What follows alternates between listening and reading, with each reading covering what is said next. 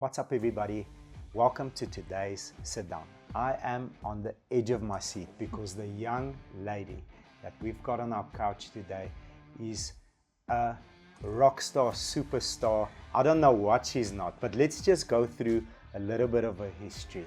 I think her biggest accomplishment, in my opinion, is she's a loving mother of 3 kids. She has a full qualification in psychology. She's an actress. She's an absolute beast of a marketer. She's an entrepreneur. There's nothing that she's not. And recently, the 2022 winner of Boxop, the one and only Angelique Gerber. Welcome to the show. Wow, that was incredible. Ek wil dit afneem. Ons sal vir jou 'n koppie van hierdie shoot stuur, ek beloof. Dis jy my woord. Dankie joh. Dit was humbling. Dankie. I am Dankie. in awe of your presence. I'm sweating. I'm so nervous. Thank you for being here. Nee, dankie. I'm starstruck. Raar. 100%. And yes, I feel very safe because I've seen what you can do in the ring. So if anybody walks in the door, 100%. I'll just stand behind you. Jy kan maar enige tyd my dienste gebruik as jy my nodig het. Baie dankie, ek voel veilig. Jy het nou my nommer, bel my. Baie dankie. Oh yes. Dankie vir die geleentheid om hier te wees. Ek waardeer dit baie.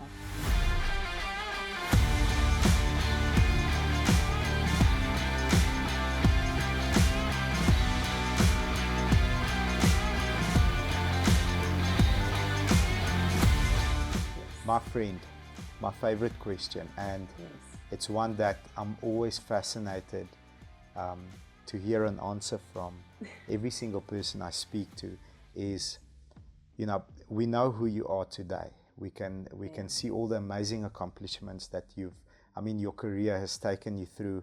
You've navigated many paths and you've won at everything that you put your mind to. So you're very strong. But if we could magically, boom, let the 17-year-old version, which is like 3 or 4 years ago.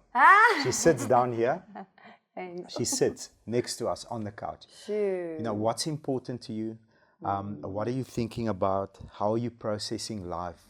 Are you dreaming of becoming this amazing superstar that's going to be seen on almost every TV channel? Or are you thinking about becoming a ballerina professionally and pursuing that career? Like, what's going on in that brilliant mind? Wow, Yessie, thanks for calling my mind brilliant. It is. It truly is. Thank you. I feel the same about you, honestly. Thank you. Yeah, I have such a successful company, and we've got a successful team. Honestly, We've got a successful team. Yeah, 100%. There's no I in team, right? That's it. You need people to make a success of your life, and absolutely. Yeah, that's something that I really learned early on because I'm an only child. Okay. So did not know that. Yes. Only child. So okay. I was an only child, and definitely, yes. I mean, the amount. I've always been a visionary and a dreamer, and had my mind set on certain goals, and it's something that's just always come naturally to me to do that. Nobody had to tell me. I've just always set out goals, and I think when I was still young, it was very big. Okay, and good. You dream big, and I aimed for big things in my life, and I can say that I've ticked off most of them, but a few I'm still praying will happen. Beautiful. I hope they do. I'll pray with you. Yeah, please. Thank you. And it's like those certain goals in my heart that it's between myself and God, because I see God as my business partner, not in a disrespectful way at all, in a way that He knows if I don't have peace for something. I know I'm derailing a little bit here, but I want to share this. Absolutely. That this is the way I do business. If I don't have, and acting, if I don't have peace for a role or for an audition or for a business deal, that is God talking to me. He's giving feedback. Yes. Okay. This is my business partner, and he's saying no. Beautiful. And I've also, it's very important as well, if you feel like you want to become an actress, that you have certain things that you stand for and against. because otherwise this industry is just going to consume you. You have to have eat you morals and principles and values. You have to. And that's why, once again, that's where God is my business partner. Like, there's certain things that I 100% will not do in a film. I don't care how big it is or what doors it can open for me. Like, nobody can open doors for me like God can. Absolutely. Absolutely. So, I fully agree. Yes. And I have lost many roles in films, and the latest one was actually a Bollywood movie. Oh, wow. A Bollywood movie. A Bollywood movie. I couldn't believe it. And I mean, everything was planned, everything was ready. I had to go and shoot overseas, and they were extremely keen on me until they dropped this bomb that, oh, by the way, there is a nude scene of you in the shower. And I was like, sorry, that is one of my rules. Non-negotiable. There's 4 non-negotiable things for me. If we may? Those are one of the 4. So I'm not going to say all 4 because I think I might offend some people, but no cussing, no using the Lord's name in vain. I will not do that. I will change the script there. Beautiful. I will not do nude. And then the other 2, I'm scared I might offend people. So let's go for it. That's just between myself and my agent. Okay, he knows. Cool. No problem. Because he knows my heart, and he knows I'm not a judgmental person in any way. But it's just 4 very important things for me that he knows I will not do in a film. And unfortunately, they just said, Cross the line. Need that. We need that scene in the movie. And I was like, I'm not going to. I'm sorry. And we went back and forth. And I just kept saying, God, if this isn't meant for me, I know that the door will be closed. If it's meant for me, they will change the scene. Absolutely. That what is meant for you, nobody can take away from you. And I just stuck to my guns, and I didn't get it in the end, and it's fine. It's okay. I might have offended them in a way, but I'd rather please God than please people. And that 17-year-old Angelique was a people pleaser. She was, 100%. And would have done anything to please people, and would have conformed to every single person that she's, with in the moment, to just like me. Like, I'll be like you, I'll talk like you, I'll say things that is accepting to you, that I know. So I've always been also very good with reading people, and I'd say maybe my IQ isn't that high, but my EQ is. Your IQ is very high, my friend. You've got a psychology degree, and your EQ is I've got a very strong EQ meter, and mine is like off the rails right now.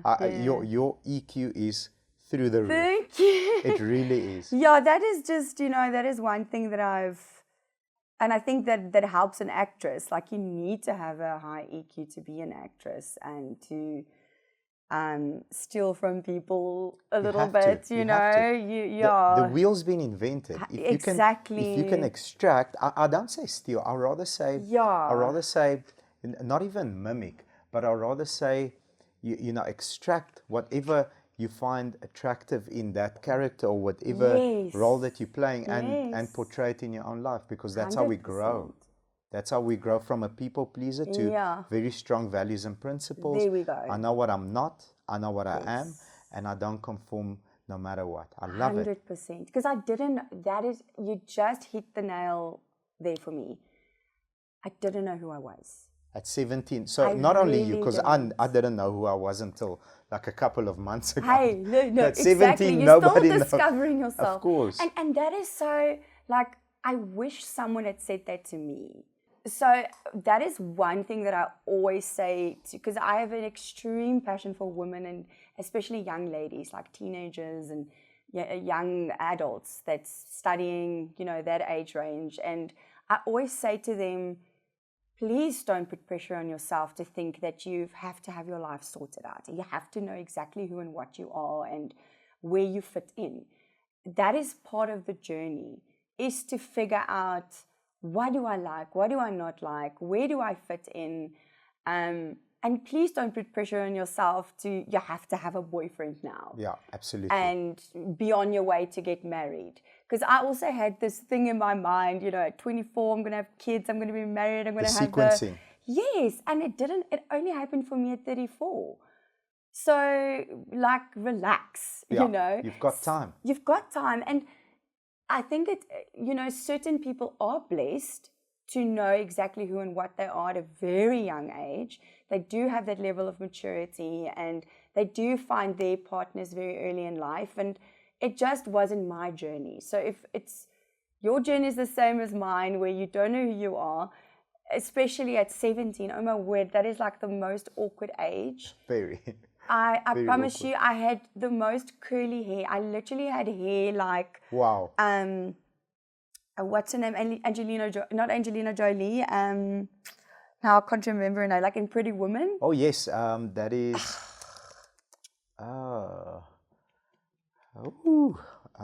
Julia Roberts. I had hair like Julia Roberts in Awesome, Pretty I Woman. can see it.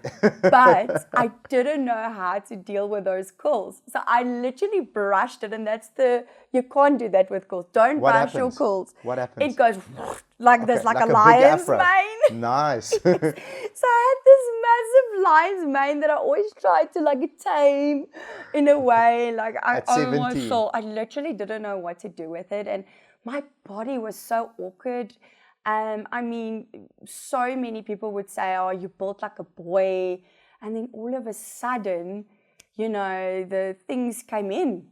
Okay. With a bang. Like, hello. Oh my word! It was crazy. It was not nice for me at all. All of a sudden, you hear people telling stories about you, and I'm like, oh my soul, that is not the type of conversations I want people to have about me. No, absolutely. Especially like it happened now. Like, let me get used to this. Yes. And I was already feeling insecure about it. So I had all these insecurities about just all of a sudden I became a woman overnight, and the hair and then the red, I just felt so ugly. Like the 17-year-old that would be sitting here now would be the most insecure person ever, but with the biggest dreams. Unbelievable. And hard to believe that.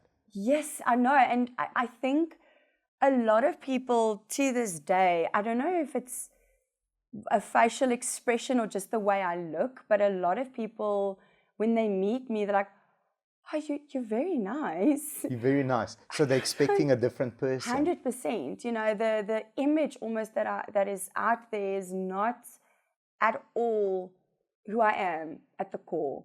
I am I've got a very small heart. I trust people. I love people. I have such a passion for people, and I don't think highly of myself. I'm still learning to love myf. Beautiful. It's Love that. Really a journey. So yeah. I'll validate that, because Yes. I've had the honor to appear on a show with you a couple of months back, and the first thing that I said, to my colleagues is, what a cool chick. Like, I did not expect, like, I expected, this young pretty girl to come on, and it's going to be, she's going to be full of herself and you can't talk to her. And we were racing in the car, screaming in the car, like, yeah, high-fiving. And luckily we won. We won. Hey, we were in the car. Yes, we did. Thank you so much for your amazing tips. You're welcome. So we killed the other person that was trying to race against us. So I agree with you. Very, very, very pleasant. Down to earth. It was an awesome experience, and everybody had the same comment and feedback. And I really appreciate it. And I'm always thinking, like, shucks, how can I portray myself different, that people can see the real Angelique? But I suppose, it kind of sometimes comes with the territory, because I am very hardworking, and I don't think people they don't see the hard work and the tough road that I've had to journey on, and the lonely roads that I've taken to get. Success is lonely. It is, and people don't see the sacrifices and the fact that 150%. I have never, and I will never, it's just not who I am, think more highly of myself than anybody else. I feel like we all have our own journey, and sometimes my face is on a TV in your living room, but it doesn't make my job cooler or better or more important than yours. Not at all. I feel like that is just my calling and my platform that God has given me to use it properly. Yes. So how dare I ever get a thing about myself or feel like it's because of who I am and what it's not. So let me give you my perspective on what you just said. And you know, on the day we were expecting to work with you, so I go and do research and I'm looking at you and what you've done in your life. I'm like, wow, very impressive. So already psychology degree, and you qualified with the highest qualification a ballerina can get. I mean, that is hyper discipline. Yes, my wife used to do ballet, and so you know, I know exactly. That is like hats off. Mad respect for you for that. Thank you. And I'm expecting a true professional that stays in her lane and that's gonna come there, do a thing and like baba yella and then leave. Meantime, we were having fun, and I think people don't have access to you. Perhaps that's why they've got that point of view. You know, you're different to what we thought you would be, and I share the feeling. But I want to dive into your journey a little bit, because you've navigated rivers this you know, this windy. Very young, you obviously pursued your career in ballet. Yes, I did. You then went and got a psychology degree. That's where the EQ just got shot through the roof. Yeah. If you could take back what you've learned throughout all the acting experience, throughout values and principles that you have now, and you know what's good for you, what's not good for you. You're comfortable saying no, where at 17 you're not comfortable saying, because you want to conform. You didn't have a clue. Like, is this right for me? Let me give it a go. Like, hey, no, this wasn't right for me. If you could take back, you know, one mindset or one lens with you to the 17-year-old version and say, you know, I wish I had this with me, what would that be? Yeah, see, that is definitely, I would say, to not care so much what others think. Okay, interesting. Yes, I cared so much, and I think, you know, I was always busy with something. Always. I did ballet, athletics. I was in the... You represented South Africa. I did, yes, sports aerobics, yes. Which is like almost like gymnastics. And I did do gymnastics and acro gymnastics. And I was in the top 10 in my school. And I was like really 100%, ek was oortuig dat ek gaan hoofdogter wees. And then so that didn't happen for you? No, I was deputy head girl. So I was figuring like what did you try and achieve that you didn't? Okay, so that's the one thing that I missed. Like, okay. Yeah, I was such an overachiever and such a people's pleaser and so consumed with what other people think about me that I completely missed myself in it all and my true calling in it all. And that in such a bad way that when I left school and I went to go and study psychology, because my mom said to me, please just go study something. Don't just, you can go study drama or acting or pursue your career in it. Once you've got I had to finish my honors in my psychology. Yeah. So I pushed through all the way to my honors. At what age did you finish your honors? So I got my degree when I was 21. Beautiful. And then I finished my honors, actually with the first year that I was doing Laan, because I realized, oh my word, I actually have so much time. I'm going to finish my honors in psychology. Let me get it done. Yeah. Let me just get it done.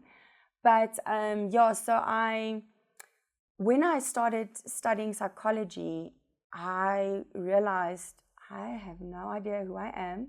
Wow. Without the accolades, without the trophies, without having to train or dance like X amount of hours a day. So many hours a day. It consumed my weekends. I literally didn't know who I was. Who's Angelique?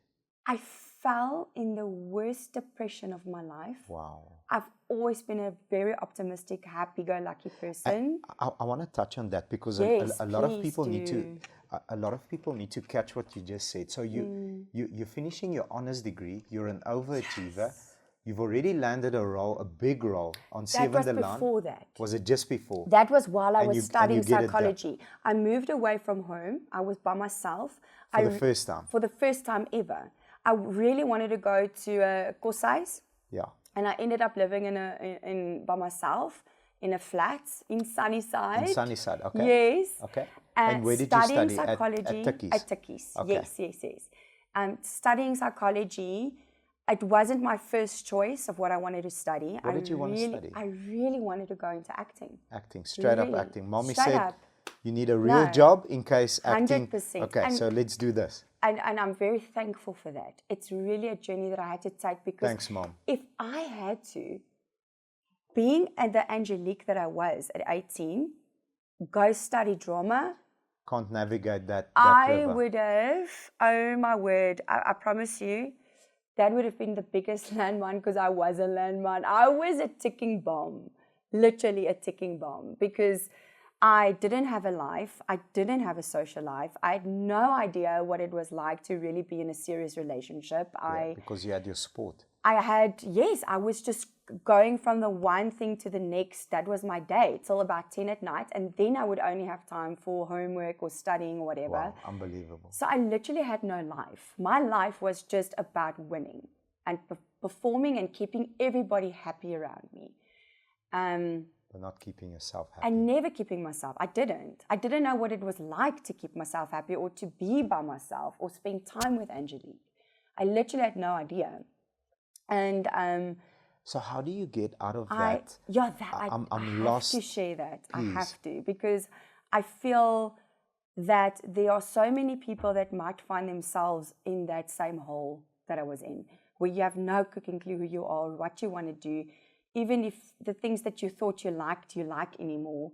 I literally, oh my word, I was in such a hole. I was so depressed. I got full-blown panic attacks and anxiety. I was diagnosed with it.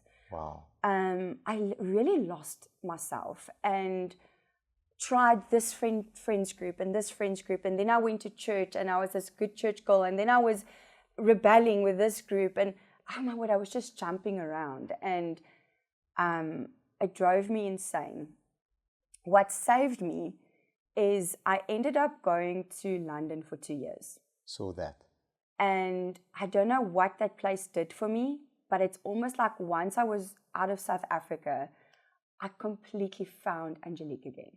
Okay. And I found the middleman between the performer who loves to perform, who loves to achieve, who has big goals and big dreams, and I have to also have me time and find myself and spend time with myself and be okay with that.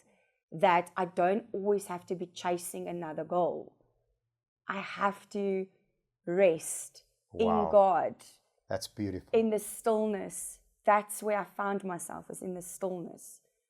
In just doing mundane things and working and earning a living, 9-to-5 job.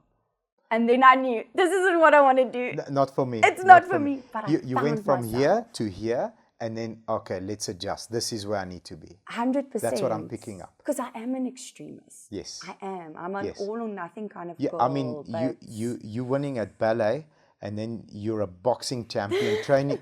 I'm like, who is this girl? You are an extremist. I want to touch on that quickly. Do you think that letting go, because I'm in London now, I can't really find my friends that I've made recently to come and help me out here. This is not me. Not even my mom. No one. And my mom and myself are like this. Beautiful. She's my hero. She's my idol. Awesome. I have the world of respect for my mom. So it was always me and my mom. And now she's far. And I even found a newfound respect and love for my mom when I was so far away, for all the things and the sacrifices that she made for me. Because at that age, you realize, like, wow. Yeah.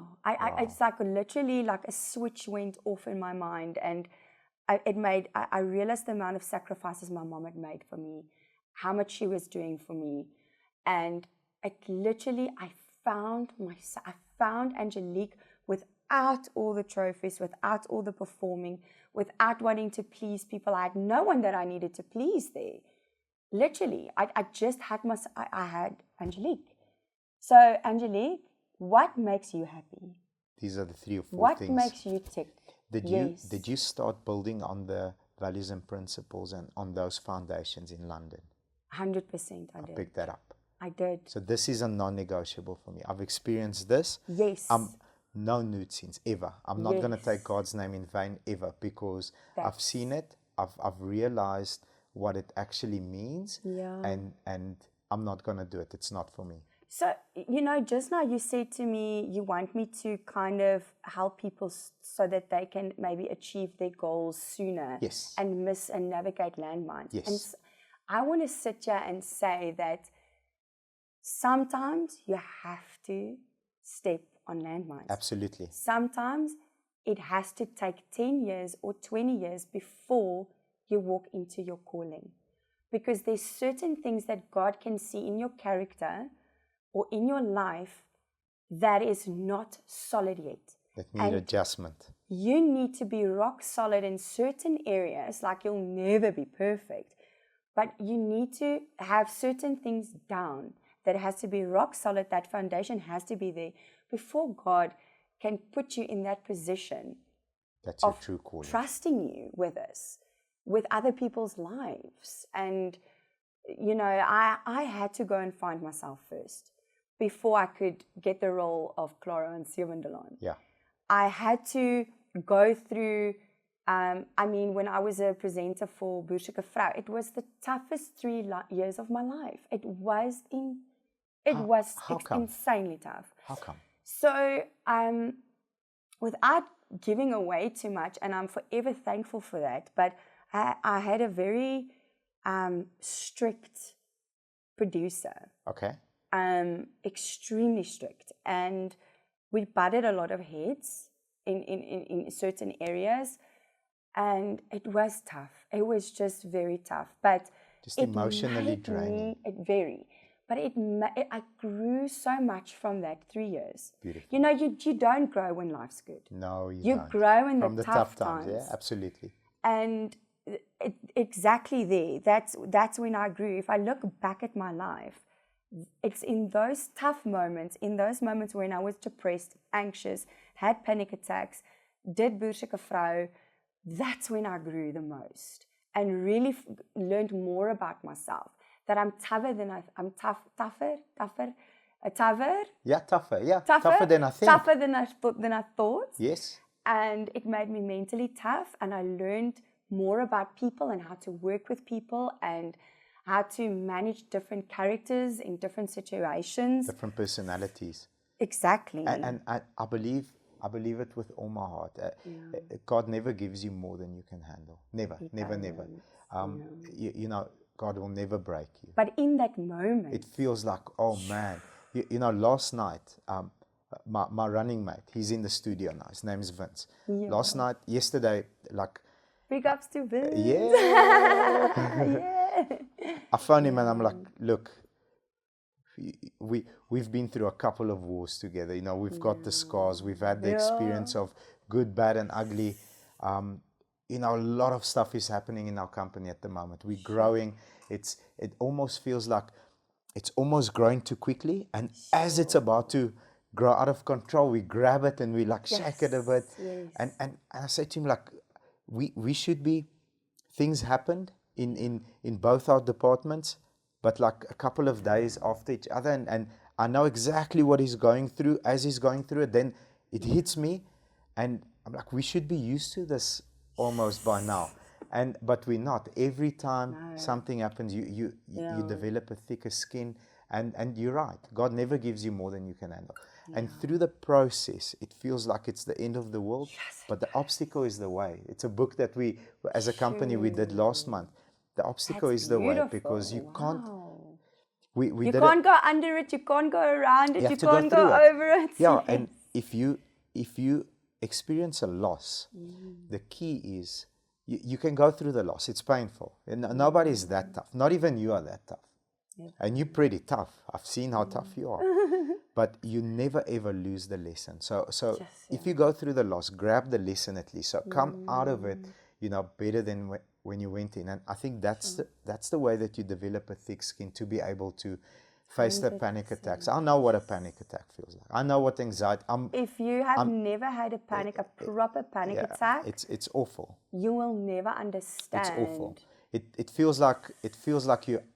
For me, the first time it happened, it felt like I'm having a heart attack, because your breathing is irregular, you're sweating, 100%. You don't know what's going on. You're dying. You literally feel like you're dying. Your body loses control, and it's basically overstressing yourself. It's just an adrenaline rush, like a crazy adrenaline rush. For like a couple of minutes, and you're like, I don't want this anymore, thank you. Beautiful. I love our conversation so far. Thank you. Yes, but you see, you're also an A-type personality and a go-getter, and you have big goals for yourself. Absolutely. And it's usually because I said to my psychiatrist that I went to go see, I said, I'm so embarrassed over this. Like, I literally feel like I'm losing my mind. I'm going crazy. She's like, weet jy wat, dis juist overachievers en juist type A personalities wat met hierdie sit. Ja. Dit is jou liggaam wat vir jou sê, slow down. Yeah. So there's no other option. We win or we try again. There's losing is not an option. So I've never lost at anything, because the only time you lose is when you give up. 100%. You can beat me today, but tomorrow I'll be back. I'll be back for more. So come better, faster, with more conviction. And I love it. It's the only way that I've known myself. It's the only way that you've known yourself. I do. And it's not fun sometimes, but it's awesome it's most not. times. Most times. So how does the 17-year-old version, land a sewende Laan role? You went to London, you found yourself, you've got values and principles. Do you come back? It always fascinates me, because how does that big break happen? Do you come back and say, listen, ek is hier. So ek is nou hierso. Ek is reg. How does that happen? How does the interview process go? Do you say, listen, I want a big role. It's me. Give me the big role. So I must say, I worked extremely hard. I came back and I studied drama, and I gave it my all, my 100%. Okay, at Takkies. At TUT. So Technikon van Pretoria. Okay. Yes. So that's where you did your with acting. Okay. Yes, beautiful. Yes. So at Takkies was the psychology degree, and finished honors at Takkies as well, or did you do the bridging course with Inisa? With Inisa. Yes, beautiful. yes. Okay, got the timelines now right. Yes. Okay. And so when I was so excited to study drama, finally. I'm doing what I know my passion is and what I'm called for. So, Mom, I've got the paper. Yes. Here it is. Yes. Thank you very much. Bless you. But now I'm going to do what I want. I literally remember how, as a young girl, my poor cousins and my friends, like, I would always do some sort of concert. I would always be putting up a concert. Always. Awesome. And, but they hated it. They hated it because I'm such a perfectionist. I'm like, okay, no, we have to rehearse it again and again and again and again. And they just want to have a braai and watch the rugby. They want to play and play Barbie. And I'm like, no. Like, even the way that I played with my Barbies, it would always be, very structured which and organized. Month are you born in? April. Yes, okay, so 16th of April. Okay, so not a September baby. Not. Okay, so closet is like this. Everything needs to be straight. Very much. Color coordinated. Fun living in your head, eh? I've got a similar experience in mine, yeah. So my poor cousins or my friends, whenever it was on holiday with me, didn't have a proper holiday, It was... we're rehearsing. We're going to put up a show. OCD is fun. Since I was little, I was just, perfectionist and a performer. And then, so finally I could do this now for real. For freaking real. And with people that had the same passion as me. I want to ask you a question right there. So we're going to meet the people that have the same passion. But you and everybody else come from two different worlds. Definitely. So like, what's that No, I wasn't very liked. I can imagine. I really wasn't very. I wasn't popular amongst my fellow drama students. I can imagine, because you come from a place of I'm strict, I'm very disciplined. This happens at, I wake up at this time, I go to bed at this time, and they all happy-go-luckies. Yeah, I come to my rehearsals, I know my words. Why don't you know your words? Where's your respect for my time? And no, yes, I wasn't very popular. And I remember I actually, I had like 2 friends that were similar to me. And the one friend also studied journalism at Takkies. She'd also been to London for 2 years. So that's the similarities. And we had the same type of personality. So we got along extremely well. We worked exactly the same in the same way. And then my other friend, he was very young. He was 18, but he was one of those lucky ones that just had his stuff together and knew who he was, knew where he was going. Very rare, 1 in a million. Very rare. So are you still friends? It was the 3 of us. Yes. Well, we have connect. Yeah, you know, in contact, but not. You still exchange friends. messages, yeah. Yes. Cool. So I know what they're doing, what they're busy with, and yes. Anyway, I had a freaking point here now. So you get into this acting classes and how it happened. So there, once again, I want to give God the credit because, you know, sometimes it just takes a divine appointment or a divine meeting with someone that God put together. That's how I see it. Yes. At the right time when you're ready for it. When you're prepared. Otherwise it goes over your head. Absolutely. Or you're going to mess it up. Yes. You're literally going to mess it up. So that's why I'm like, fine, if I don't get the role and my friend gets it, I'm like, there's enough sunshine for all of us. Yes. She was ready for it. I wasn't. There's still more things I need to learn and grow before this certain roles can be given to me. I think anybody that hasn't had life experience, like anybody under 25, 24, just rewind 30 seconds and just listen to what Angelique just said. I promise you that gave me goosebumps because you're not ready for it. It doesn't mean it won't come again. Never. It does not mean the next one won't be as good. It doesn't mean you don't qualify. It just means you're not ready right now. You're not going to be ready for the problem. Exactly. And especially as a young girl, like to stop measuring yourself to another. The pressure is more. Yes, it's so, like, oh, but she's more pretty or she's skinnier or this or she's, jy weet, sy's ouliker en jy's net so oulik. Yes. Jy's net so special. En jou pad en jou journey is anders. Yes. Jy moet jou eie reis hardloop. Yes. You can't finish at the same time as anyone else. You didn't start at the same time. You can't finish at the same time. Absolutely. And sometimes I've had to crawl to get where I am. And then there's times where I'm running 100 kilometers an hour. I'm sprinting. Like, this is easy, yeah. So it literally, everybody's journey is different. And every single person that people think, because I promise you, that person that you think, yes, they've made it. Yeah. They have it all. They don't. They never feel that way. There's always another goal or another thing to achieve. There's always someone better. Especially with the high achievers. Yeah, yes. Absolutely. So those people that think, oh, but she's made it. I haven't made it. Not in my head, not in my mind, not in my heart. I've just got started. I've only just gotten started, and there's way more lessons that I need to learn. And I'm patient. You know, I've learned patience because I'm a wild horse. Yes, I just want to do it now. And God has always reeled me in, And as I get older, I'm turning 40 next year. Congratulations. You look like you're turning 40s. You look like you're turning 19. Yes, next good year. Answer. There 100%, we go. 100%. So, you know, I've as I get older, I've learned so much more patience and to trust God. God's timing is always the perfect timing. I can't rush God. I can't rush myself. I can't rush other people or a situation. Like, just to even see this difficult journey, what I can be grateful for in this journey, and that I am going to be super grateful when I get through this journey because of the lessons learned. I'm going to be wiser, I'm going to be tougher, I'm going to be stronger, and it's going to help my next character that I'm going to play in a movie, you know. There's just so much more in my bag that I'm collecting.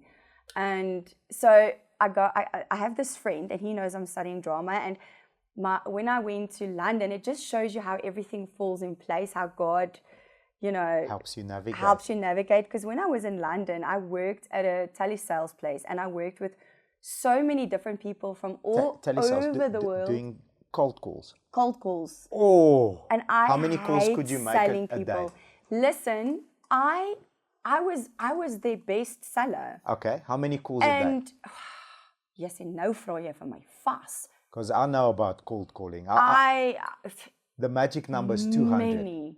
The magic number. If you can do 200 a day. I can't remember. I'm going to lie to you. What did you sell? Broadband. Broadband internet. Broadband. Beautiful. Internet. Like, give me your script. Can you still remember it? Good morning, sir. Yes, I'm Angelique from Bulldog Broadband. Bulldog Broadband. Bulldog Broadband, yes. And then I actually also worked for Vodafone. Okay. And I sell That's cell UK, phone contracts and stuff, yes. So, but that's just another class. Like, I wasn't the top seller there at all. Okay. There was just too much to compete with. And, awesome. Certain things men are just better at. So, Anyway, but I learned so many different accents, and I realized if I talk to a Cockney guy over the phone in his type of accent, my chances of selling is better. Yes, tonality is very important. And they understood me better.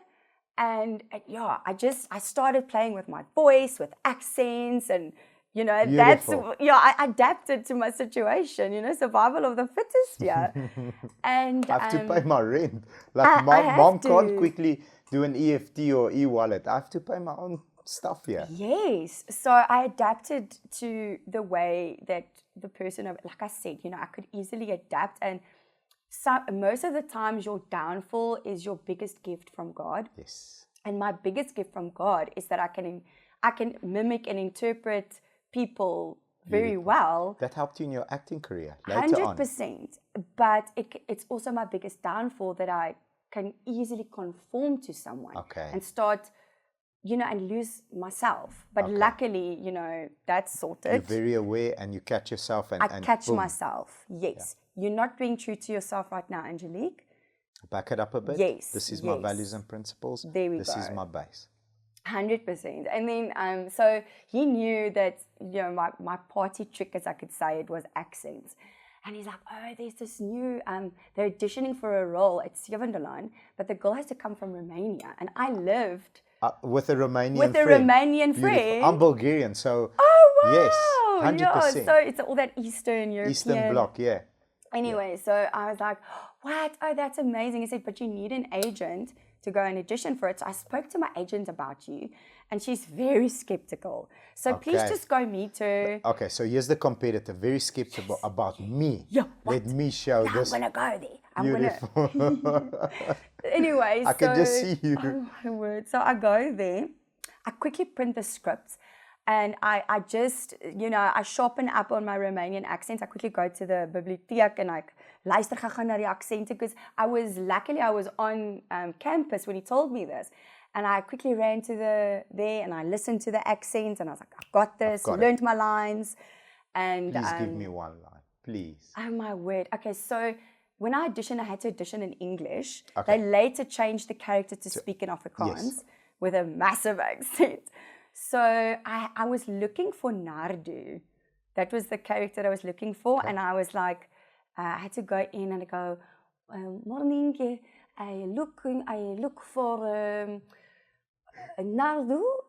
Is this Oppie Coffee? You sound like my cousin trying to speak English. That was literally my line. I had to be like, is this Oppie Coffee? Well done. And so that was the first opening line for my audition. I'll never forget it. They fell in love. And well, yes, over like long distance. Ja, hy was 'n boer van die plaas wat nou hierdie Romeinse poppie geskype. Ons het geskype en toe raak ons so verlief op mekaar en hier kom Clara toe. But anyway, so I do the audition for her and she's like, great. We've got this. Ek glo in jou. Ek gaan jou stuur. So literally I had to, from her, drive to Joburg to go and do this audition. At the same day? In 'n kwessie van, hier het alles binne 2 ure gebeur. Ja. Beautiful. Best things are quick. 100%. So I rock up there and I listen to all these other girls' accents and I'm like, hoor jy het ek nou die kat in die stert weet hier of wat? Almal klink anders. So I do my accent. 2 weeks later they call me, they're like, you've got the role, we want you. Awesome. And you're actually not allowed to audition while you're busy studying. So I went and I spoke to Vitrin. She was like the head of our department. And I said, listen, I am older. I have been wanting to do this all my life. Don't stop me. I am now second year of studying drama. Is it okay if I just leave for 6 weeks and go and do this for Laan? And they gave me that grace. Once again, if God opens a door, nobody will be able to shut it. So that's why you've got to just trust the system, trust your journey. And trust the journey, because had you not gone, yes, my friend, had you not gone, taken a 2-year sabbatical and found yourself and worked with Eastern European people, like how has that puzzle been built around your life? Everything happens for you, not to you, for you. Amen. For you. Because, unless change your perspective of the way you view your life. 100%. So you get in, you pull a perfect accent off because you've been sitting next to this friend of yours and this friend of yours. I can't even remember his name.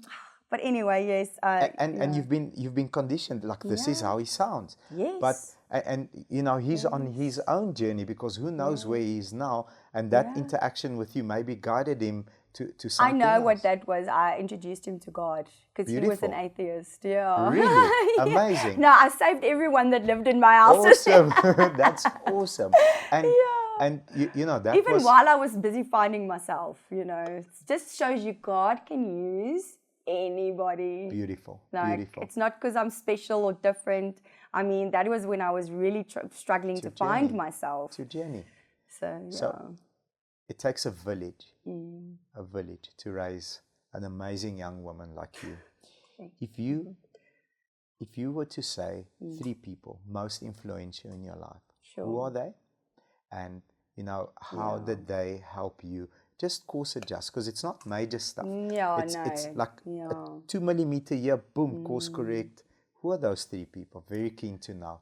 And is it, somebody at young age, middle, and now, or are all 3 sort of close together? So definitely my grandmother. Grandmom. My mom's mom. My mom. And how did grandma course correct your life? My grandmother was just too good to be on this earth. Wow. She was a complete angel, and she had a very tough life. Wow. Extremely tough, like a horrific life. I'm sorry. She was badly abused by my grandfather. My friend. And I think that is, I can actually, pick it up. That's what drove, what you and Tasche did is one of, I've seen a lot of brave things in my life. Yeah. It's one of the bravest things that I've ever seen. And I've met both of you. We've had Tasche here, and she's a bundle of energy, and she's just wow. She's like a tornado came here, like I must tie you down. You're so busy. Sit down, like I have for your fast mark. She's an awesome girl, but seeing you two go at it like that is the bravest, one of the bravest things that I've ever seen, because that was intense, and Granny is the motivation for you to go, and because you risked your life, and so did she. She did. You guys both risked your lives. If you want to get into the story, I think it's 100%. It's an amazing I'd love story. to share that. I mean, it was the first time that anybody that was even my closest friends found out, because there's just never been that peace in my heart to share my grandmother's story, really. I've always felt like it's my mom's story to tell, because she grew up in that house of horrors. I'm sorry. And but I just, the whole time I knew I'm not going to fight with my name or my surname on my belt. I'm not, because I'm not doing it for me. I'm doing it for abused women and children. And the whole time I was like, what am I going to put on there? What am I going to, I just couldn't, and then it just dropped. It was just as if God said to me, put Susie on there. Fight for your grandmother. Fight for because she's going to represent every other Susie out there that feels like she cannot walk out because it's a sin. She cannot divorce because people are going to judge and what are they going to think. Or I'm scared, or there's no finances. Like, fight for that woman who really doesn't have a way out, and her only way out is the grave. Wow. That was my grandmother's only way out. I'm sorry. And it's unfortunately the reality for so many women, more than there should be, because people always feel like, oh, but someone else will help her, or oh, but she keeps going back to him, so she deserves it. Or, you know, That's people unfair. have no empathy or complete understanding. They must remember they are the rational one here. That woman in that situation is completely brainwashed by this man. And she doesn't view her marriage or a situation or a relationship the same way as you do. Yes. You are the healthy one here. So you keep helping that woman, even if it means she goes back to him 1,000 times. You support her, you report it, and you support her. Yes. You have to report it to the right authorities. Yes, agree. And, you know, especially to like a family protection association that I'm ambassador for. Yeah.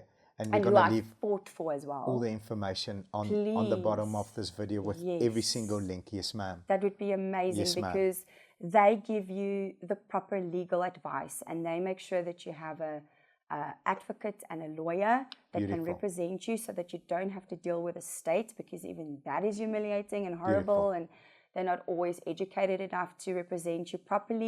Yeah. Like what happened to that Swart versus Swart, I mean, Terrible. It's horrific that he got away with it. And now, you know, and there's just nothing that they can do. The decision's been made. Yeah. Had it been handled differently from the beginning, the outcome would have been a lot different. If I really do Family Protection Association had known about this and that they had taken her case, he would not have gotten away with it the way he did. Yes. I don't care who his lawyer was, how much money he has, how much power he has, because, you know, and just look at her, she's brave. Yeah, that what I did wasn't brave. I heard you said that it's the bravest thing that you've done, but I don't feel like it is. I feel like every woman like her who walks away and she has nothing. She doesn't have a cent to her name. She had to get the state to represent her. This man nearly killed her. And I promise you, he would have threatened her the way that he threatened my grandmother was threatened. If you leave me, I will make you disappear. Wow, I promise you that is what these women hear. And she faced all that adversity. Everything was against her. And she walked away. That's brave. Beautiful. That's brave. Beautiful. And may she be an example to women that you can do it. Even if he doesn't get his day, he is going to. Yeah, absolutely agree. Where, you know, and if you don't walk away, you might end up like my grandmother. So, it's your decision what you're going to do. Are you going to inspire your daughters if you have kids? Because that's what I wanted to do. I wanted to inspire my daughters that you are strong, independent, you can make decisions for yourself, even if it's so difficult and it means you have to start all over again. You do it. You can do it. Don't lose yourself for a man or a situation. Don't. I picked that. I really, in your spirit, I picked that fighting lioness that you are. I can just see you with your mane. I'm a lioness. Yes, that's coming from your grandmother, and you know, I will never ever allow a man to do that to me or anybody that I know or care about. And I'm going to speak the word and represent what you should actually do in a situation like that. Beautiful. So that's what grandmom brought, you know, to your character. So she brought that to me, 100%. What about mom? How's that relationship? Because your best friend, so much. your mentor, everything. You know, name one best thing. Mom ever.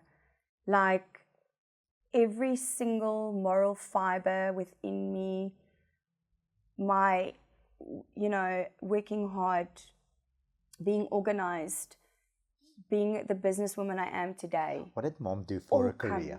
So my mom worked as an auditor.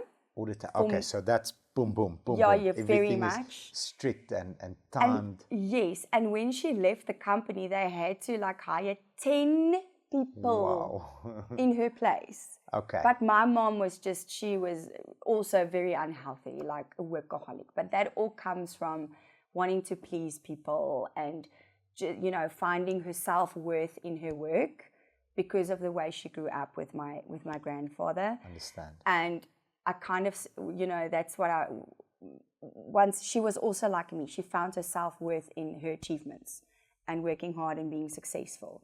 And you cannot find your self-worth in that because it can be taken away from you. Yeah. And it will be taken away from you until you find your self-worth in who you are in Christ and just by being you. Then you can accept.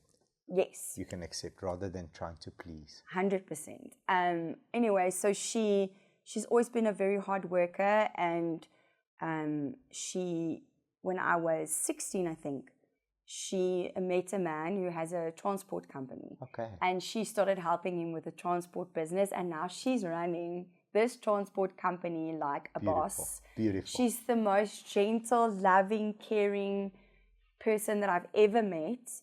You would never say that she can run a transport company the way she does. I mean, when you walk in there, those vloere is silver skoon. Daar's nie 'n oliekool nie. But that's just how she is. You know, when she does something, 100%, she does it properly. Yes. That's an auditor, 100%. I can just picture. Like, why is this out of place? It's like, it's nothing. No. It's not nothing when it's on a spreadsheet. So it's something here. Yes. Tell it up. Wow, look at you. That is exactly my mom. And I'm not naturally like that. I'm a bit of all over the place in my mind. And that is 100% thanks to my mom. I have like a good balance between my right brain being the artist and my left side being, you know, like organized and planning and running.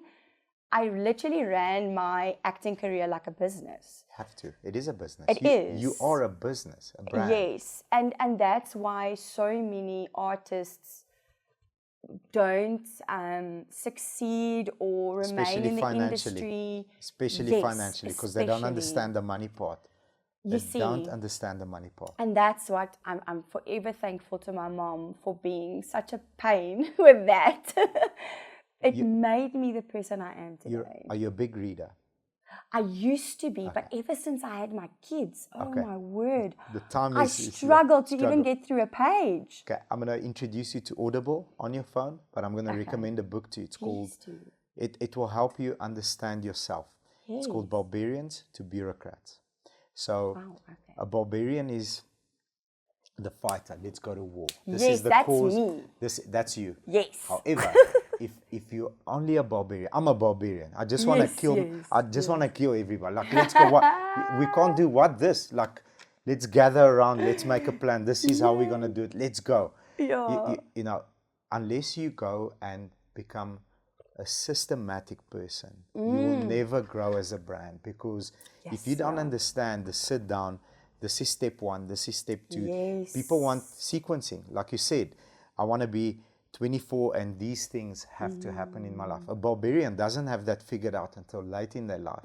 Because if you did, you would have been married with kids at 24 already, and you weren't. So you became a systematic barbarian later in your life. That's why I love this. You'll love the book. I definitely. One of my favorite. Okay, so it's on Audible. I'm gonna share it with you Please after. Do. Yeah, absolutely. It's called Barbarians to Bureaucrats. Anybody that wants to, like, especially a fighter, a A-type, definitely the book for you. Now, all these achievements, you know, everything that you touch turns to a win. It does. You know, because you put in the hard work. I do put in because you go and analyze. I need to know my lines. Like, why don't you know your lines? You're wasting my time. Like, what are we doing here? But we art students. Give us a break. Yes. No. I'm a winner. Don't, like, how dare you? Hangover van gisterond, Angelique, los my uit. Yeah, and Angelique did like 17 other things and is ready. Yeah. So, if you were to say, your biggest failure that you like, yes, Bobs, Sure. I wish I never did that. Like, that's the one thing that I wish I didn't do because it set me back. The reason I'm asking the question is perhaps, our youngest viewers are from anything from 12, 13. Our oldest viewer is 93. Regularly comments. Yeah, Uncle That's Saki. amazing. He's like, yes, this. You must Dis get nou 'n him mooi, on ja, the I will. show. Dis nou 'n mooi meisie wat daar vandag was. Then I'm like, yeah. But can you imagine the stories that he can tell and the Beautiful. golden nuggets, like you Beautiful. name it, to share? Absolutely. But if you were to say, like, guys, don't do this, like this, avoid this at all costs. I know we have to step on landmines and learn from them, but one thing to avoid, love to know. Yes, see, I feel like there's so many. I have to single out one now. And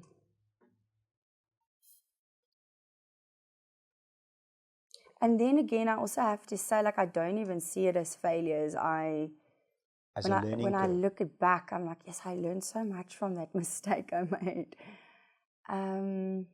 I think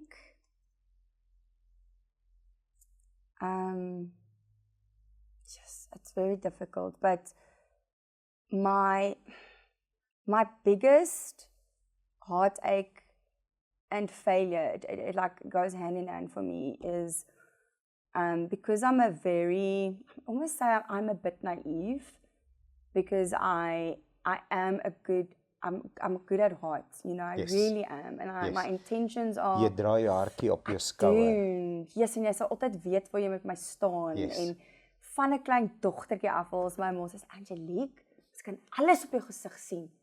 Moenie.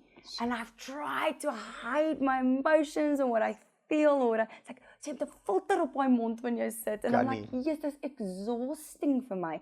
But once again, it's that barbarian. Like, I just want it done. Like, why must kom moet ek nou mooi kom vra? Soos, doen dit en dit en dan gaan dit gaan die resultaat wees. And that's why I think I've also alienated a lot of people from myself, because I had to learn that people's skill, that not everyone wants to get the goal and reach the goal fast. Yes. They want little detours and they want to enjoy the scenic route. And I'm like, yeah. Yes, let's just go. Let's get it done. Yes, so, people do it differently. They get to the goal in different ways and speeds and means. But, so I definitely wear my heart on my sleeve. You'll always know where you stand with me.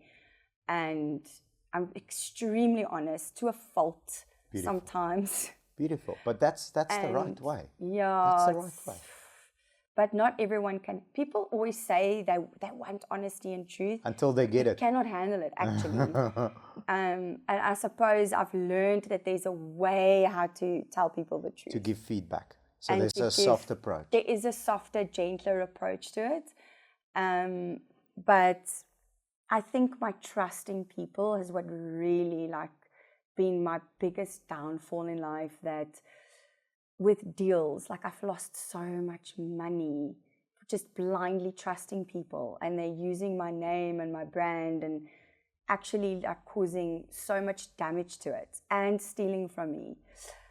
So I've learned that I have to micromanage. I have to check up on people and watch them. And if someone says, oh no, trust me on this, I'm going to do this, and just to check up on it. Yeah.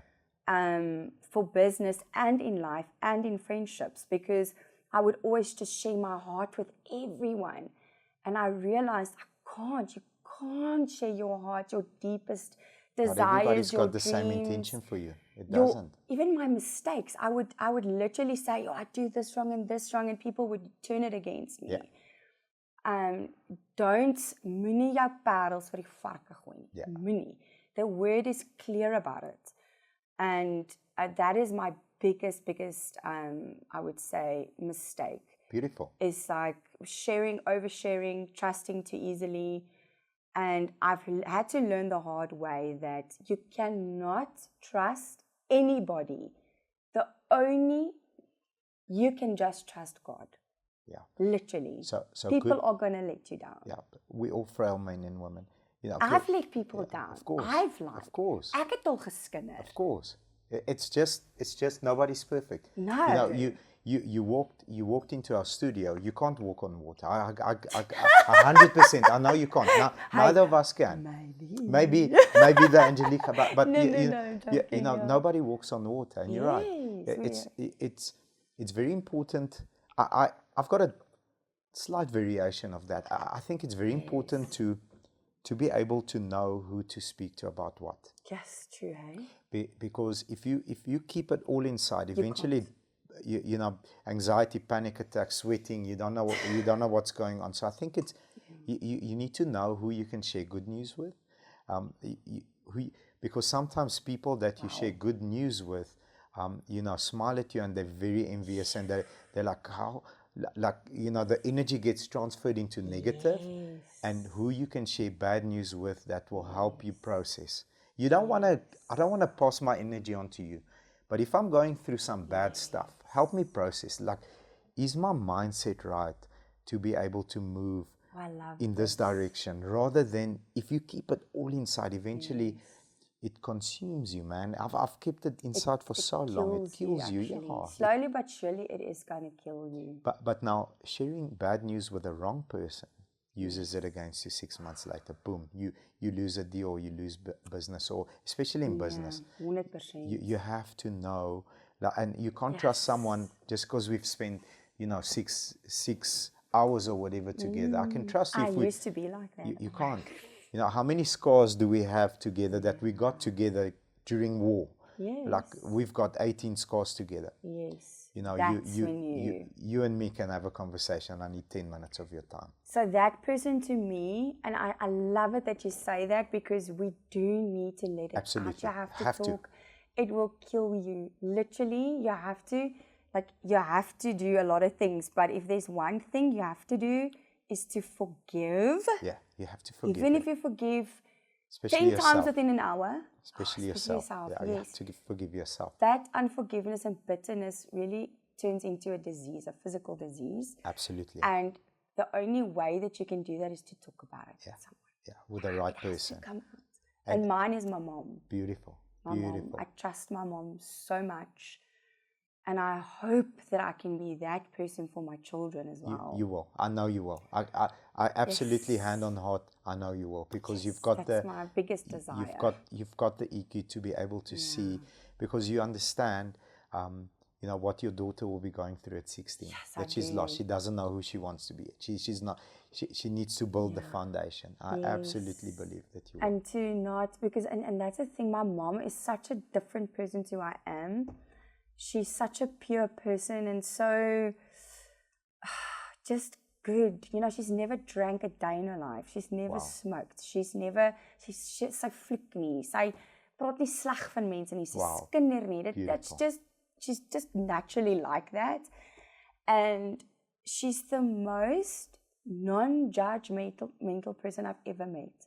Yeah. So I know that I can literally tell my mom the worst things that I've done. And she's going to probably cry. It might hurt her, but I will never get an ounce of judgment. Wow. I'll just get love. You're very lucky to have a person That's like why that in your she's life. my idol. Yeah. Beautiful. Who's the third person? Shucks, the third person. Because we're jumping around nicely. Heavy. I would say, can I say it's my kids? All three Absolutely, of them. because children teach you. Listen. I'm not there yet. Hopefully one day. Yeah. But I mean, everybody that I speak to that has children, yes. You know, the golden thread is children teach you who you really are. After they come, you really rediscover yourself. 100%. I think it's because you're so tired. You don't have time for pretending anymore, pretending to be someone you're not. But my kids have really taught me incredible things. And I think the biggest thing for me, because the father's love for us has always been a difficult thing for me to grasp, because I didn't have a very good relationship with my father. I had a lot of pain and rejection there. And the way I feel about my kids and the way I look at them, it really is the first time that I've experienced unconditional love. Wow. Like literally they can do anything Still love ek gaan vir jou pak gee en ek gaan vir jou sê dit was verkeerd. Maar ek gaan 10 keer nog liewer wees vir jou want dit maak my seerder as wat dit jou maak. Sure. Beautiful answer. Love your answer. Like that has made me realize how much God loves his children. Beautiful answer. Wow. He loves the worst of the worst. The same. The same. Yeah.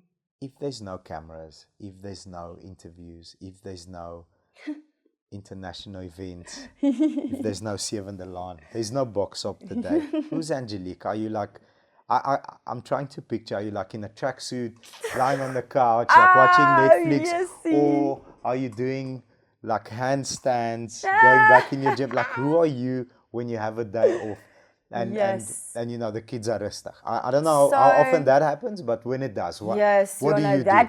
What's the dream 30 minutes? I'm gonna tell you a secret. Okay, yes, the only way I get them rustig, and this is bad, because you know when you don't have kids, you're like, I'll never do this. I'll never allow that. Ag, asseblief. Like literally, everything I said, jy moet versigtig wees vir daai woordjie nooit. Okay, because that's coming. Dit is legit, as jy nooit sê, dan sê jy, is dit? Boom! Ja, is dit? En dan doen jy dit. So I always say, my kinders gaan nie tablets hê nie. Nee, hulle gaan nie tablets? That's the only time they're quiet. Is if I go, hierso, kyk iets op mamma se foon asseblief. There we go. Mamma wil net gehasemel. But like my closest friends know, they know pajamas. I'm in my pajamas with my lioness hair unbrushed. Gets like fuzzy like that still? Yes, awesome. Yes. I'm sitting there in my pajamas, probably eating something because I love to eat. That's the Italian in me. Eating something and just like ek muff. Net chill. Ek chill hard. Hard. In my pajamas, net. And that's something I had to teach myself. Yes. To enjoy. Yes. Because I would sit there in my pajamas and still feel like, I need to do something. Ek moet gou daai check en hierdie check en dit en dit en that, you know, and then it creeps in and I'm like, shh. Jy nou. For me now. Like, ek moet nou move. Awesome. Ek wil nie nou dink nie. And the only way that I can just be is if I watch a documentary. Well, I love watching documentaries. Which one's your favorite one? It used to be reading. Okay. But now I've really gotten into documentaries. My favorite one. So I like the psyche of, you know, the way that, you know, the mind works and all of that. Obviously. I can't really remember the name now. How to Get Away with Murder? Okay. Or, I can't remember it now. But anyway, so the criminology part of the criminology. Of how a so human... criminology was my most favorite subject, and that's what I wanted to actually specialize in, was in becoming like a criminology psychologist. And those people, it's insane what they do. Like literally, they'll look at a scene and go, okay, it's a male in his 30s, late 30s, drives a red Ford 1993 model, this type of personality, like literally, it's amazing. Insane what these people know, and I loved that subject. That was my favorite part. So, it's about this guy that he is adamant he didn't murder this woman and that everything is against him, but they shot it in such a clever way that you almost want to side with this guy. Okay. That literally the law failed this man. And he is in prison unfairly just because of the way he looks, the type of family he comes from. And man, I love a story with an underdog. I'm always on the underdog side, you know. Like that's just that fighter in me that's coming forward again. It's almost like what Kim Kardashian does now. Yes. You know, freeing those people that have really they've been wrongfully imprisoned. Yes, just because of their family, their backgrounds. Yes, where they come from, their IQ, a lot of the times, because this guy is also a bit slow. It's so unfair. And it's such an easy cop-out for these people. Yeah, just put him in jail, throw him there. Yeah, God found the killer, job done, yes. Next case. destroying that person's life, basically. So, yeah, that's my favorite one. Awesome. Yeah, I'm currently actually watching a one that's very much applicable to our day and age with the youngsters in social media and the bullying on social media. The most hated man. The most hated The most hated man online. So he started this website, Is Anyone Up, where people can post out of revenge nude photos. Oh no. Of friends or family or girlfriends or boyfriends. Oh no, that's terrible. Yeah, and I mean, so many youngsters have literally killed themselves. Over this. Oh, not over only this, but over online bullying. So, and whilst watching this documentary, and this is something that really bothers me, is this is a massive pandemic that our youth is experiencing, is online bullying, and their lives are being destroyed, and their lives hasn't even started yet. Agree. And they literally feel like their whole world is coming to an end because every single person in their town or their city or at their school knows about something they did wrong or a mistake they made. I mean, Bobby, toe jy op hoërskool was, het jy nie so stupid goed gedoen nie? Ek het die domste goed gedoen. Nee. Like I'm very happy, like I'm very thankful. There was no Instagram and Facebook. No phones with cameras to record you while you were doing it. I literally, I'm very thankful that there wasn't. And now they have to deal with that. It's very tough. You are supposed to make mistakes. Very tough. As a teenager. Ma'am. You are. You have hormones. You are going cuckoo in here. Yes, you don't know what's happening. Things are coming out and you don't know what's happening. And all You're on the a different people planet. that likes to judge, oh my mate, shh, weet jy wat? Jy het vergeet hoe jy gevoel het toe jy 'n tiener was. Yes. Dis nog baie fresh in my kop want ek is net 19. Yes, 19. Absolutely. Maar verstaan jy, ek het soveel empathie vir tieners en vir jong meisies wat hulle self vind, wat foute maak en dan word dit gecapture. En vir almal daar buite gesit om haar te ridicule, asof sy die grootste sondaar en daai woordjie wat so vinnig gelabel word op 'n vrou. Yeah, not cool. It's not like, cool. oh, so a boy can do the exact same thing, Different but he's not connotation, called that name. Yeah, not But cool. a girl who's also discovering herself and who she is, and she probably doesn't have a father figure to guide her. Yeah. Like, where is your empathy? Yeah. Since where's your when? humanity? Yeah, I fully Since agree. when is it okay to judge a young girl she's not an adult yet? She's not. She's still a kid. Yeah. She's figuring this out in a world that is really difficult. Yeah. And since when is it okay to bombard that girl with hate? And it breaks my heart that they have to deal with this. And I wish I can do something about it. Yeah. But all I can say is there is a human being behind that screen reading it that already has to navigate life. And she's probably already considering, why am I even here? Yeah, terrible. And then you do this to her. Terrible. You are doing the devil's work here, my friend. Absolutely. Like, stop it. Yeah. Stop being an online bully. Terrible. That is not the work of God. No, not at all. I think, the advice that I always give young people is speak. So speak to somebody that you trust. This is the emotion that I'm going through. This is how I feel right now. Sure. Give me your point of view, because in the bigger scheme of things, if it doesn't matter in 5 years, don't spend 5 seconds worrying about it, because it won't matter in 5 years. Doesn't matter what you did. I've done the dumbest, the dumbest crap under the sun. But I'll give you a funny story. Please. So we actually, right here where we were, used to be our HR firm, right here in this building. We took over the building recently, built a studio and the dealership. But next door is where I spent most of my 20s. So that's where I grew the company, with our team, and that's where I developed that hustle muscle. Yeah. So one day I walk around the corner, and there's a young lady working at the HR firm, and she's the daughter of a senior HR manager. Mm-hmm. And I see this girl, and I recognize this girl from somewhere. I don't know, I'm like, hey, what's up? Mm. She's like, Bobby. I'm like, yes. She's like, you don't remember me? I'm like, no. So she says, okay, no problem. I think nothing of it. Like, I'm like, maybe I had brandy special somewhere now. Like, I don't know. The next week, I come around again. Yeah. And she says to Neil, who now Uncle Neil, mad respect for him, who owns this HF firm.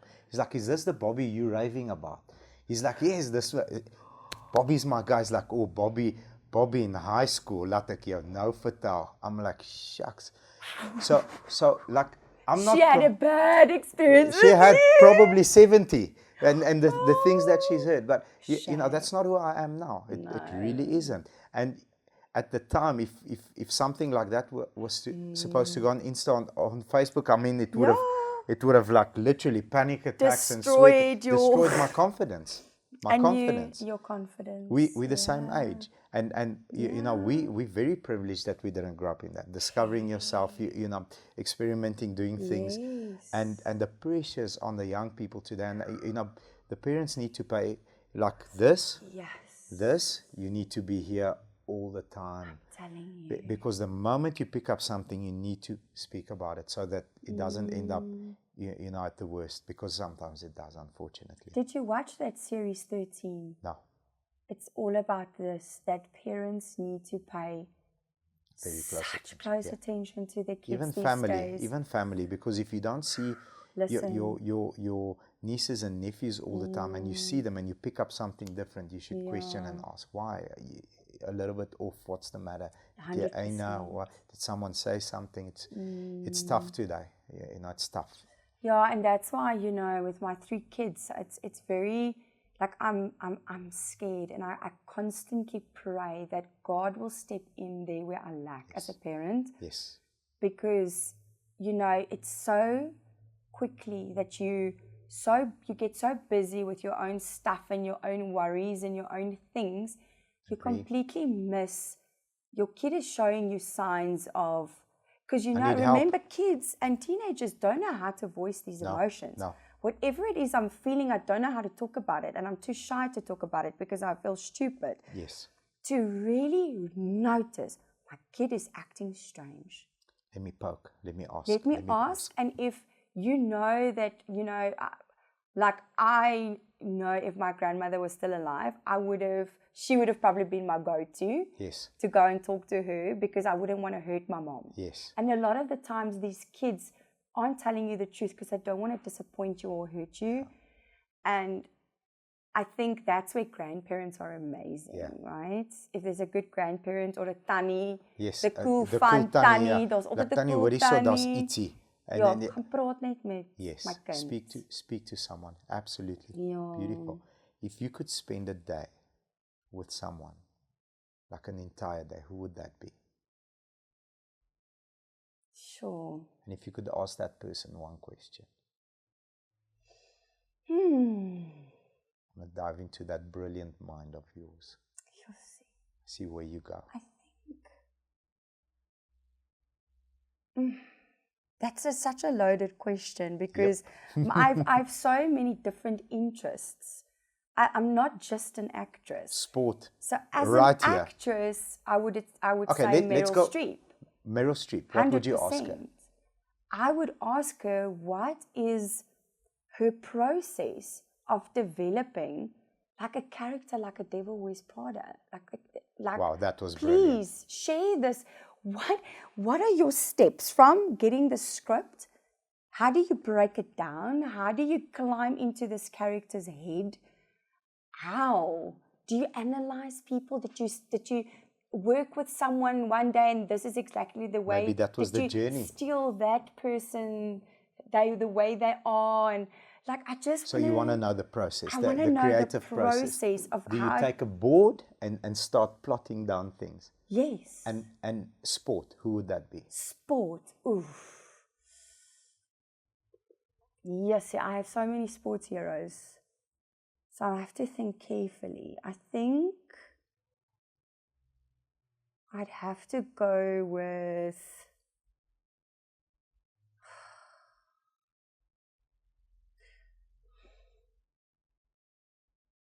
it's probably gonna have to be. This is difficult for me. Oh,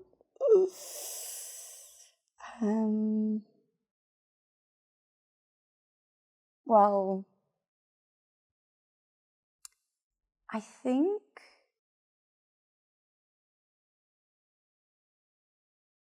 this is, Penny Haynes. Penny Haynes. Interesting. Yeah, because I heard her do a speech the one day, and I was just in awe of her. So that's why I'm saying, I'm going through everyone, because everyone has meant something for me as a sports person so much. But I think Penny Haynes, because she gave the most amazing motivational speech, and I can't even remember what the event was, but I remember I was very young, and I hadn't started acting yet, and she just, the only thing that I remember that I really applied to my life is that when she swims, she doesn't ever use her peripheral vision to see where her competition is. It's not important. What is important is that she's so fully focused in the moment on what she's doing, staying in her lane, doing what she knows she does best, applying everything that she learned in her training and trained so hard for. And that's all. And she said, and apply that to everything in your life. It's your journey, it's your race. You can only do the best you can, and stop looking at where everybody else is. Because then you're never going to achieve what you, as Bobby, is supposed to achieve. And went and trained for in the dark, and trained for when nobody was watching. This is now me time. So I wanna dive onto the mindset, before you go out and do something. But I'm gonna share a speech that was very inspirational to me from a sports person, and that is you. I'm gonna share how you touched me, on a Saturday a week ago. So you went into like absolute beast mode. Yeah. You like absolute like I'm like, wow, this is a killer. Like I love it, Tasche. And you went at it. Talking about Boxop. Everybody knows what happened. You girls, like, hats off to both of you. Yeah, no. Tasche did freaking well. She's a champ as well, yeah. So again, this is what you're saying to me now. The first thing that you said is, hoorie julle, ek wil vir julle sê, dis nie lekker om gebliksem te word deur Tasche nie. So first you gave her credit. The credit, yeah. First you gave her credit. Like, high five on that. Oh, thank you. Secondly, you said, this is what drove me to be here. So you shared why. You obviously, we'll go into a little bit of your training. You didn't go and dedicate 3-4 months of your life, because to be able to show up that way, you had to train your tail off. I know you did. You could see it. Yeah. The way you moved, the way that you... The stance. 100%. Yeah. Like, you gave your opponent all the praise. Like, thank you very much. Listen, this was like horrific, being hit by this girl the whole time. Even though you won, big respect. This is why I did it. This is the cause. And then you didn't go and, like, I'm the winner. Like, the cause is the winner. That's why you guys are here. I want to make you aware. This is why I'm here. This is why she's here. 100%. Like, bigs up. That was one of the most special moments that I've ever witnessed with my own eyes. It really was. I'm not just saying that. Like I said to everybody, me and my wife driving home, I'm like, like, we witnessed something special. She's like, I didn't like the girls were bleeding. I'm like, that, aside all of that. Aside all of that, we really witnessed something special, that your cause was so big that nothing else mattered. Not the fight, not the getting hurt, not the blood, nothing else. Just your cause. That's all you were there for. You won by presenting your cause was the win, and then you walked away. So that was amazing. Like, thank you very big respect to both of you. Yeah. I want to dive into the mindset before we do that. Yes. Like your training, how many months? 4 months. 4 months. 4 months. I saw Drickus there. Training. Drickus helped you out? So Drickus really wanted to help me out. Okay. More than what he did. I suppose. But he was like, he oversaw everything basically. Okay. So he was in LA for the first 2 months of my training. Because he had that big fight against the...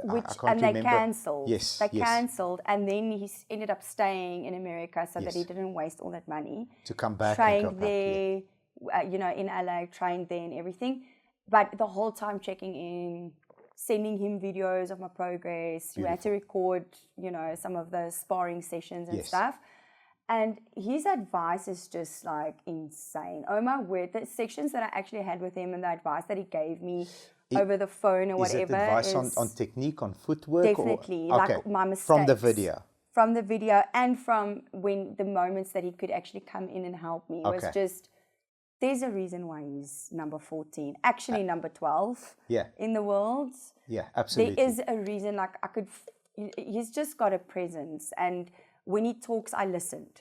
Beautiful. I just, it was so funny because Vusi was my coach that was with me Vusi picked you up day. and then he spun you around the whole ring. Yeah. He's the best human being ever. Like, I have so much respect and love for him. He was there every step of the way. Awesome. So 4 months, every day training. Every day he was with me. Every day. And twice a day. So I had to get in Tell the me end. about your regiment. Yeah. Yes, in the end, I think I had to do like 12 sessions in a week. Yeah, so I had to... 12 sessions, so that's like 2 a day if you're resting. That's 2 so a are day. you resting one day or you're not resting? No, only weekends. I so rested. Saturday, Sunday you That rest. was my... Your body recovers. That was my recovery. But anyway, so he was with me throughout the whole journey. And then Stefan de la Rey, he was my... I'd call him my technical coach because... You know, the way he explained me how to use, you know, the proper technique and, you know, he calls it base. Yes. You know, your base, your boxing base. Yes. This is from where you fight with the bent knees. Okay, let me just stand back a little bit. Careful. And he was like my mental coach as well. Oh my word, that guy How big of a part is that? 80% of the part. 80%. 100%. And I think that's what caused me maybe to not get so tired as Tasche, because she got angry, legit angry, and you can't go into the ring with emotions. Okay. I had my course while I was doing this. I put it aside. I put it in a little box. Now I'm just going to be in this fight. Cool, calm, and collected. No matter what she throws at me, no matter how hard she swings at me, I'm not going to get angry. I'm not going to try and hit you back harder. I'm not. I've got my plan. What I'm going to do is, if you hit me twice, I'm going to hit you 4 times. Okay. If you hit me 3 times, I'm going to hit you 6 times. I'm going to double every time. Your amount you hit me and it lands, I'm going to double that. Okay. I'm going to try. Okay. So that's your game plan. That was my game plan. Cool, calm, and collected, but angry hands. Angry hands. These are the only things that remained angry. Okay. So I was focused. And my one friend actually, she said to me this morning, and she said it so beautifully. She said, literally everyone she talks to is like, oh, we really thought Tasche is going to win. Like, we can't believe Angelique won. And she said, well, obviously you guys don't know her like I do. That girl does not give up. Awesome. She has a don't give up mentality in everything in awesome. life. So I knew she's not gonna lose. Yeah. Awesome. She's gonna give it her all until she wins. But so I did that mental preparation was so put into my mind by my coach that every day and every session. Did your nutrition change? Because obviously you understand what. So I was a full vegan. Full vegan. And then Drickus was like, no. There is not a chance you are going to get in. You're going to need more protein. Okay, so chicken, fish. Like I did fish a lot, more fish. No red meat. No, I'm not really. I did a little bit of biltong and stuff, but biltong's lekker. Yes, like that I could stomach. But so that did change. And I took a little supplements, and there were a few things that Drickus changed for me nutrition-wise, but not too much. Not too much, yeah.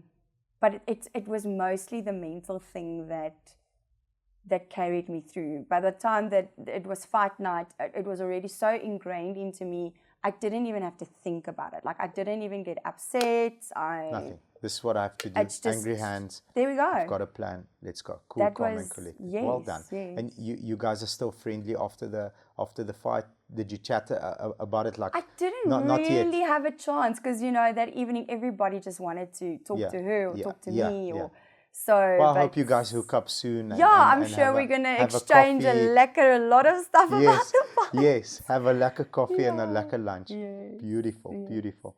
So, on the fight, you were conditioned. Like, I'm going in, I know exactly what to do. Yeah. I want to touch on your mindset when you're about to do a scene. Is there something that happens to you mentally, like it's game time? Definitely.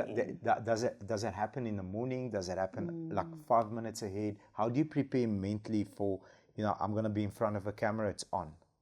What do you, like, what's that process? So it's completely different to the boxing. Completely or different. to running, because I was a runner as well, or to ballet. So each one carries its own.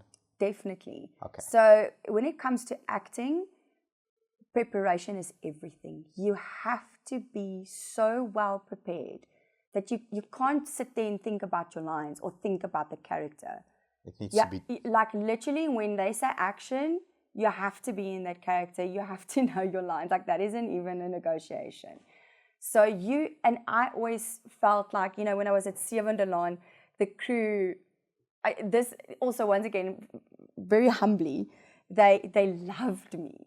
They were like, yeah, you're the one-liner, you're the one-taker. Because you prepared. Because I was always so well prepared. I had so much respect for the crew's time. They are there first and they are there the last. Yeah. You know, they literally didn't have lives. And then, you know, if you fluff or you forget your words or you keep making the same mistake, you know, it really frustrates them because that means it's 10 minutes away from spending time with their family. Yeah. You're taking time away from their kids, basically. Because you're unprepared, you're unprofessional. You're not prepared. So it's extreme. You cannot function in this industry or become successful if you are not prepared. So acting preparation 100%. All the work must go in months ahead. Yeah, in the dark when no one's watching. Yes. When you show up there, you can't be with a paper like still like absolutely no. Not. Like that is not how you do it.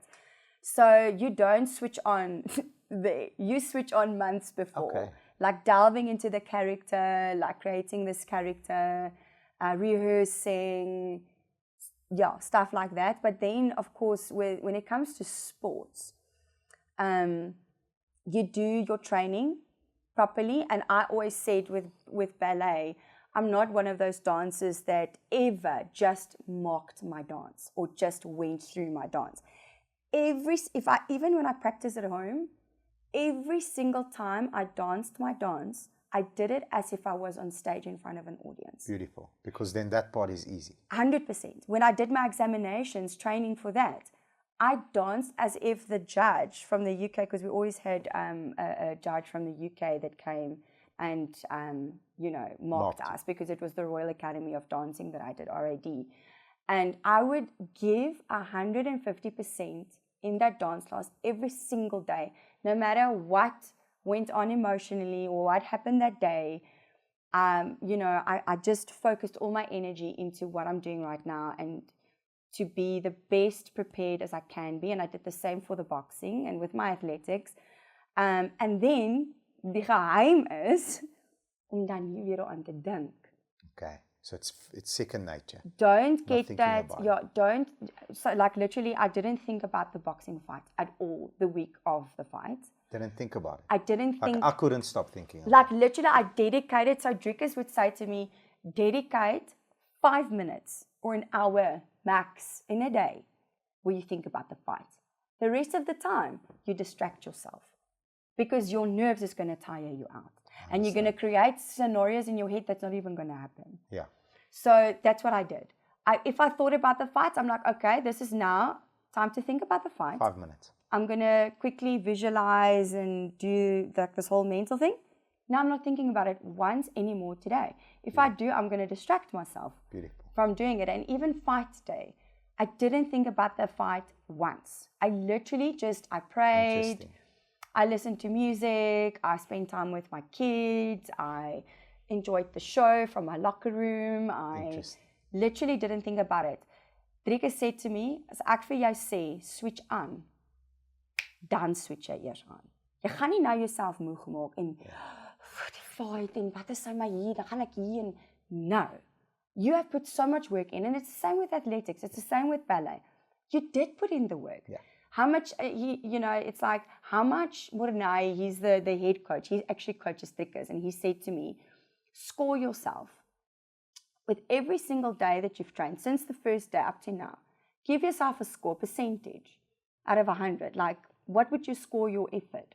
Okay, that's very interesting. I score myself 85% because there were days where I felt like I could have trained harder, but I was maybe ill or I had an injury or whatever. So 85%. I said, okay, now go ask your coaches the same. And literally everyone scored me 85. Beautiful. Yeah, and I even asked my sparring partners, how much would you score me? They all said like 85. And he said, that is your chance of winning. 85%. I'll take that chance. So stop thinking about it. Beautiful. Stop. You don't have to. You've already put in the work. Now you leave it. Now you go run that race. Yeah. Now you go box. Now you go dance. Beautiful. Yeah. Love your answer. Preparation is key. Preparation is key. If you do the work behind closed doors when nobody's watching in the dark, that it shows. It shows when it's on. It does. When it's game time. Everything shows. When the bell rings. Yeah. Your first car. What was your first car? Please tell me it's a Golf. It was a Taz, a Toyota Taz. A light blue one, a TT. Ek het 'n TT gehad en ek het hom gery asof hy 1600 was. En dit was 'n 1300. Hy was 'n 1300 hoor. Ek sê daar was so 'n motorfiets enjinkie daar binne. Those go forever. You can never break it. Never. Unbreakable. That was my very first car. Awesome. Yes. What's your dream car? Ooh. Yes, it changes all the time. Okay. But As for now, I would say, now I've forgotten a G-Wagon. A G-Wagon. Yes. Oh, beautiful. Definitely. My friend, I hope matte black. I hope you buy one in matte black and every other color, and a pink one. And also. I want all that. The bling, extras, the Bravo skits, I want that. Oh. I want that. I want and the everything. sound. Everything. I want it. I wish you many of those, my friend. Yes. I know you'll get them. I'm visualizing it. Okay. Yes. Yeah. Favorite book. All time. Who Moved My Cheese? Who Moved My Cheese? Do you know that book? I've heard of it. I've never read it. Good. It's brilliant.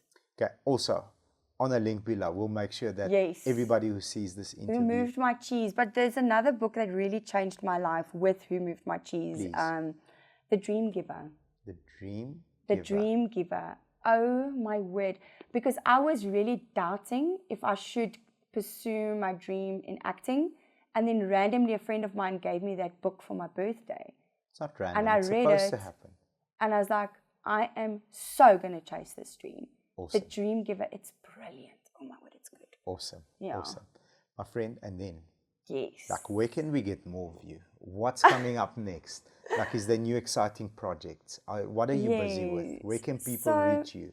Currently, I shot a series last year for Jou Afrikaans. It's like an Afrikaans app with films and music. It's almost like Netflix, but it's Afrikaans. It's just Afrikaans content. Beautiful. And we did a series called Brixton. Brixton? Yes. But I think it is like a 18... Rated, PG, because it is hectic. Like, sure. When is it coming out? And I love the role because I'm a speerder in it. Whoa! Yes. Like what? Yeah. So it's so good and it's so cleverly written. The script is brilliant. I mean, it literally just plays off in the office where the ondervraging gebeur. Yeah. The investigation. Yes, we cross-question the suspect. The perpetrator or the suspect, yes. So the dialogue is one of the best. It's the best script that I've ever worked with. Wow. And I worked with some of the best actors have. in our industry in Brixton. Like literally they are the crop of the cream. And yeah, it's brilliant. So it's on that series, and obviously the social group is my company, so we do like marketing and content creation, websites, logo designs, you name it. And where can people reach you there? Do you prefer Instagram? Do you prefer Facebook? Either or. Facebook or Instagram. I think I'm a little bit more active on Instagram. Okay. Do you answer some of the comments? I always do. Okay, yourself. I always try myself. Awesome. Yes, I always try to reply to everyone. If I miss a few, I'm so sorry. Try again. But it's very important for me, yes, awesome. to respond to people that take time out of their day to follow me, watch what I do, to comment. You know, the least I can do is to respond. Absolutely. You know. Absolutely. My friend, it has been an incredible time, you know, spending it with you, chatting about your very interesting life. You have achieved so much. It feels like you're just about to start. Your career is just about to explode, my friend. Yes, I wish you so. all the success. Thank you. Everything that's good to you and your family. Thank you very much for sharing it, and I'm a huge fan. I really am. Thank you, and thank you for creating this platform for us to share our stories and our lessons learned. I really think this program touches and changes people's lives. It really does. So thank you for that. It's a pleasure. You know, me and my team take like the highest respect in we don't get paid for this now. You know, there's no financial reward, but the value that we feel we bring, you know, to the subscribers is just money can't buy it. And thank you for sharing your time and sharing your story. It's a beautiful pleasure. Time well spent.